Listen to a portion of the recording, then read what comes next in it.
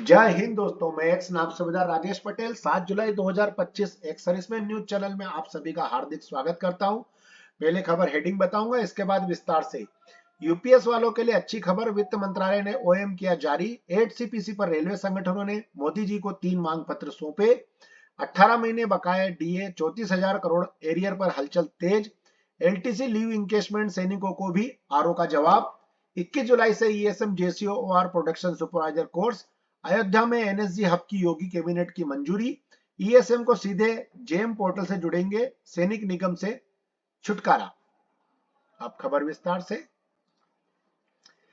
Central government pension कर्मचारियों की बड़ी राहत, अब यूनिफाइड पेंशन स्कीम पर भी मिलेगा एनपीएस जैसा टैक्स फायदा। केंद्र सरकार ने लाखों कर्मचारियों को बड़ी सौगात दी कि अब यूनिफाइड पेंशन स्कीम यूपीएस को चुनने वाले कर्मचारियों को भी यह टैक्स लाभ का बेनिफिट मिलेगा। और यह एक नया फैसला है। वित्त मंत्रालय द्वारा जारी अधिसूचना के अनुसार अब यूपीएस स्कीम को चुनने वाले केंद्रीय कर्मचारियों को भी एनपीएस जैसी टैक्स छूट दी जाएगी। इसका मतलब यह है कि एनपीएस के तहत मिलने वाले टैक्स बेनिफिट जैसे टीडीएस छूट, धारा 80C और 80CC डी 1B की टैक्स छूट अब यूपीएस स्कीम पर भी लागू होंगे। साथ ही यूपीएस में स्विच करने की आखिरी तारीख 30 जून से बढ़ाकर 30 सितंबर 2025 कर दी गई है। यह मौका सिर्फ कार्यरत कर्मचारियों के लिए नहीं बल्कि सेवानिवृत्त कर्मचारियों और मृतक पेंशनरों का आश्रित जीवन साथियों के लिए भी मान्य होगा। नेक्स्ट खबर। Government of India, ministry of personnel public service governance, pension department of personal and training office establishment office की तरफ से एक लेटर है जिसमें बताया गया है कि under secretary in the 8 central pay commission CPC deputation under central staff scheme under deputy expenditure के लिए जो है पद इसके लिए भरे जा रहे हैं। इसमें लास्ट डेट 31/7/2025 दी गई है, जो कि हमारा 8 पे कमीशन है उसके बारे में है ये खबर। 8वें वेतन आयोग पेंशनर ने 8वें सीपीसी गठन पर इन मांगों को लेकर पीएम मोदी से संपर्क किया है। इस पर रेलवे पेंशन भोगियों के लिए समर्पित रेलवे संगठनों ने प्रधानमंत्री श्री नरेंद्र मोदी जी को 8वें वेतन आयोग सीपीसी के गठन और कार्यान्वयन में तेजी लाने के लिए अनुरोध किया गया है। और इसमें कहा है कि 8वें वेतन आयोग में 47 लाख से अधिक केंद्रीय सरकारी कर्मचारियों को 65 लाख पेंशन भोगियों के लिए काफी राहत और उम्मीद पैदा हुई है। हालांकि आयोग के औपचारिक गठन में देरी, जिसमें इसमें अध्यक्ष और सदस्यों की नियुक्ति और इसके संदर्भ में शर्तों और टीओआर को अंतिम रूप देना शामिल है, के कारण केंद्र सरकार के कर्मचारियों और पेंशन भोगियों के बीच अनिश्चितता और आशंका बढ़ रही है। आरएससीडब्ल्यूएस के अध्यक्ष टीएस कालरा ने 30 जून 2025 को प्रधानमंत्री मोदी को लिखे पत्र में कहा कि लंबे समय से चली आ रही चुप्पी और आयोग को औपचारिक रूप से देने में ठोस प्रगति की कमी से केंद्र सरकार के कर्मचारियों और पेंशन भोगियों के बीच अनिश्चितता और आशंका बढ़ रही है। आयोग का तत्काल गठन होना चाहिए, संदर्भ की शर्तों को अंतिम रूप देना और उनका प्रचार करना और स्पष्ट समय सीमा निर्धारित करना इसके अंदर प्रेषित किया गया है। नेक्स्ट खबर। 18 महीने का बकाया डीए एरियर देने पर सरकार का बड़ा बयान, कर्मचारियों में हलचल, डियरनेस अलाउंस अपडेट। कोविड महामारी के दौरान जो महंगाई भत्ता रुका हुआ था उसके लिए संस्थान और राष्ट्रीय परिषद 63वीं बैठक में यह मामला प्रमुखता से उठाया गया है और 2021 और 2020 जून से 18 महीने केंद्रीय कर्मचारियों का पेंशन भोगियों का महंगाई भत्ता और महंगाई राहत रोक दिया गया था।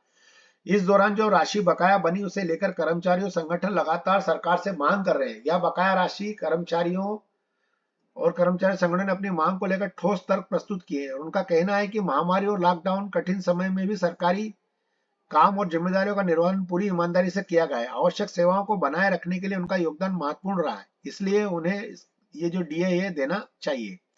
कर्मचारी संगठनों ने चिंताएं और मांगे की है कि असहमति व्यक्त करते हुए कहा है कि कर्तव्यनिष्ठापूर्वक पालन किया गया, चाहे वह स्वास्थ्य सेवाएं हो या रेलवे विभाग की प्रशासनिक सेवाएं। हर जगह सरकारी कर्मचारियों ने बिना किसी हिचकिचाहट के अपने सेवाएं दी है। संगठनों का स्पष्ट मत है कि महंगाई भत्ता कोई अतिरिक्त लाभ या बोनस नहीं है, बल्कि यह एक वेतन का एक अभिन्न अंग है, इसलिए इसे रोकना न्याय संगत नहीं है। उन्होंने सरकार से अनुरोध किया कि इस विषय में केवल आर्थिक दृष्टिकोण से न देखा जाए बल्कि इसे एक मानवीय और न्याय का मामला समझा जाए।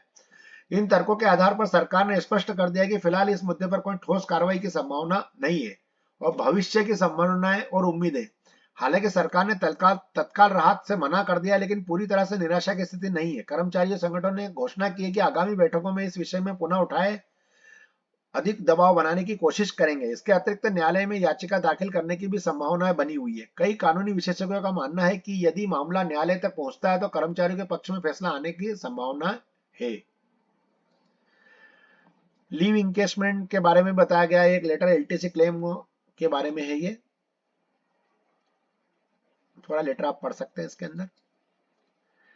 Clarification and dispensation of course change course serial number 219/7/2025 production supervisor sewing 21 जुलाई 2000 से 24 अक्टूबर 2025 तक नोएडा में चलाया जा रहा है।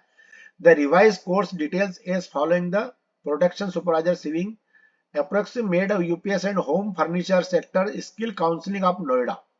नोएडा का एक लेटर है जिसमें बताया गया है अपना जो है कोर्स के लिए। ये कोर्स का नाम है प्रोडक्शन सुपरवाइजर। योगी सरकार के बड़े फैसले पर अयोध्या में हुए एनएसजी हब का निर्माण, पूर्व सैनिकों के लिए हुआ बड़ा फैसला। योगी आदित्यनाथ जी ने गुरुवार को लोक भवन में कैबिनेट बैठक में एक महत्वपूर्ण फैसला लिया गया है और इसमें जनपद अयोध्या एवं आसपास के क्षेत्रों की सुरक्षा को लेकर national security guard NSG hub centre निर्माण हेतु प्रस्ताव को मंजूरी दी है। स्थापना इसके लिए 8 एकड़ भूमि नजूल भूमि 99 साल के लीज पर गृह विभाग भारत सरकार के पक्ष में आवंटित किए जाने के प्रस्ताव की मंजूरी मिली है। इसके अलावा जयप्रकाश नारायण इंटरनेशनल जेपीएनएससी के संचालन की जिम्मेदारी लखनऊ विकास प्राधिकरण को सौंप दी गई है। उत्तर प्रदेश पूर्व सैनिक कल्याण निगम लिमिटेड से पूर्व सैनिक व होमगार्ड की सेवाएं जेम पोर्टल से इतर सीधे लिए जाने से संबंध में प्रस्ताव को मंजूरी मिली है। इससे पूर्व सैनिकों को भी जोड़ा गया है। बस दोस्तों, मेरे पास आज खबर यहीं तक थी। आप सभी का दिन शुभ रहे। जय हिंद, राम राम।